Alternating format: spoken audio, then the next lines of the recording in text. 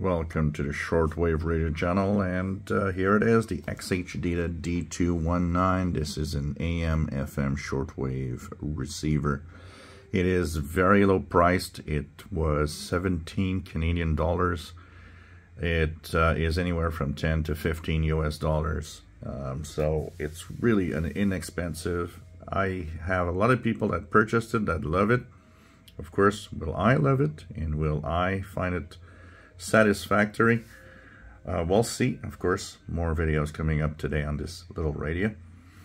So let's unbox the XHDATA D-219. So this is a gray color. You can choose between, I believe, charcoal, black, and kind of silver gray, something like that. So let's see what's in the box. At the price that it is sold, it probably doesn't have much. It must be really simple. So here's the radio, and here we go, radio. Nice looking little radio. Look at that. And a instruction manual, very simple instruction manual. So something very simple.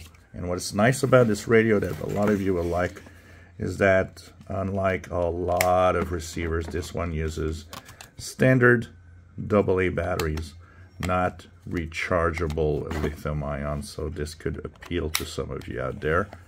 So this is going to be fun to play with and talk about it more. If I look at the display here, you could see that this is one of the things I noticed when I purchased. The band spread of each shortwave bands is pretty large. So you're not missing much on most of the frequency ranges. Actually, you have enough space to hear everything, even the stations that are out of band. So will this be performing well? That's what we're going to see. I'll make videos with this today. If you enjoy my videos, please subscribe, give us thumbs up. Thank you for watching.